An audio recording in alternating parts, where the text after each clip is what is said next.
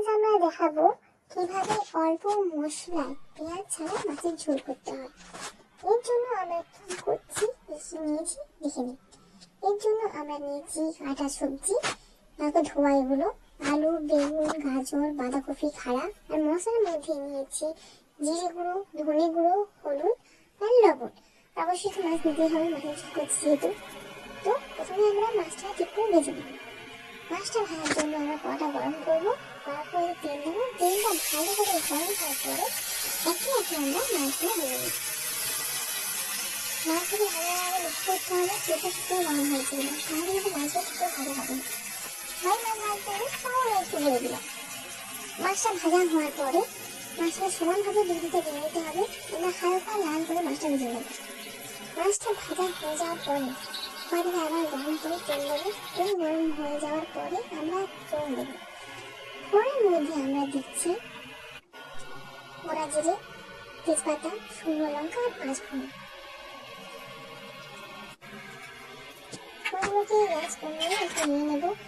Gas বাড়িয়ে দিলে ফোড়নগুলো ছুঁয়ে নিতে পারে, তাই গ্যাস কমিয়ে ফোড়নগুলো নিয়ে নেবো। ভাজা হয়ে গেলে এরপর আমরা সবজিগুলো তুলবো। কিন্তু আমরা গাজর আর ওলকপি তুলছি, কারণ আলু আর বেগুন সিদ্ধ করে সময় লাগে না। তাই প্রথমে আমরা গাজর আর ওলকপি দিচ্ছি, এভাবে নিয়ে নেবো। তারপরে সে চাপা দিয়ে রাখবো।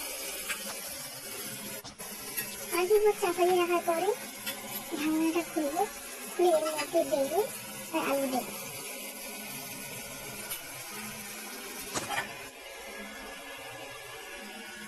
বেগুন আর আলু দেওয়ার পরে 5-10 মিনিট পরে চাপাটা খুলবো।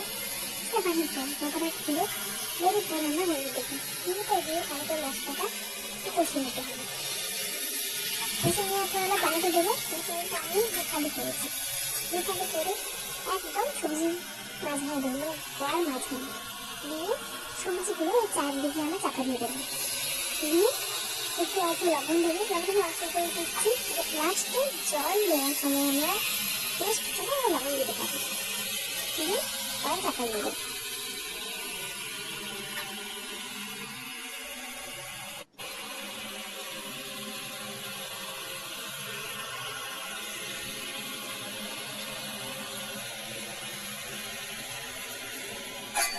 এরপরে আমরা খাড়া দিয়ে আবার নেড়ে চাপা দিয়ে দেবো। একটুখানি চাপা দেওয়ার পরে আমরা একটু একেবারে মশলা দেবো।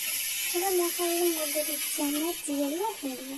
এবার জিরে গুঁড়ো দিচ্ছি 1 চামচ আর ধনে গুঁড়ো দিচ্ছি 1.5 চামচ। আর পরিমাণ মতো সবজির সাথে মশলাগুলো দেখে নেবেন। আমার মশলাগুলো ঠিক করে দেওয়ার পরে তারপরে একটু মশলাগুলো ঠিক করে কষিয়ে নেব। মশলাগুলো ভালো করে কষাতে হবে।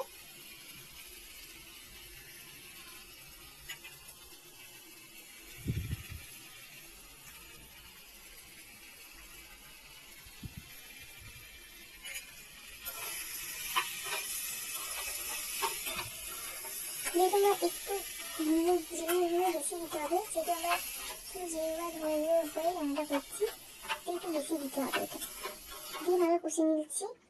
কষানো হয়ে গেলে এরপর আমরা কাঁচা লঙ্কা দেবো। কাঁচা লঙ্কাগুলোকে আমি মাছটা ছিঁড়ে রেখেছিলাম, কাঁচা লঙ্কা দিয়ে ভালো নিয়ে নেবো। নিয়ে নেওয়ার পরে ভালো মশলা কষা হয়ে গেলে একটু জল দেবো। জলটা ফোটা অবধি আমরা অপেক্ষা করবো। জল ফোটা শুরু করলে একটু গ্যাস চাপা দিয়ে রেখে দেবো। এবার মশলা চাপা দিয়ে রাখার পর আলু ফোটা শুরু করে দেখে নিতে হবে আলুটা সিদ্ধ হয়েছে কিনা, সব ঠিকঠাক সিদ্ধ হয়েছে কিনা। সিদ্ধ হয়ে গেলে ঠিকঠাক করে সব ফোটা জলের মধ্যে অল্প জলের মধ্যে অল্প মাছ ফেলে দেবো। মাছগুলো সাবধানে দিতে হবে যাতে মাছগুলো ভেঙে না যায়। মাছ দেওয়ার পরে আমরা একটু মাছগুলোকে আস্তে করে একটু খুন থেকে নিয়ে নেবো। ঠিক করে নিয়ে আমরা অবশ্যই চেক করে নেবো লবণ ঠিক আছে কিনা। কেননা জল দেওয়ার পর লবণটা একটু কমে যায়, তারপর চেক করে নিতে হবে। লবণ যদি কম মনে হয় তাহলে লবণের উপর থেকে আমরা একটু লবণটা ছড়িয়ে দেবো, ছড়িয়ে দিয়ে একটু ভালো নিয়ে নেবো। আমার তখন থেকে লবণ কম লাগছিল, তো একটু আমি লবণ দিতে হয়েছে। আমি প্রথমে লবণ অল্পই দিয়েছি, আর প্রথমে যখন আমরা সবজিগুলো দিচ্ছি তো লবণ মাখিয়ে রাখছি না, তাই হচ্ছে লবণটা চেক করতে হবে।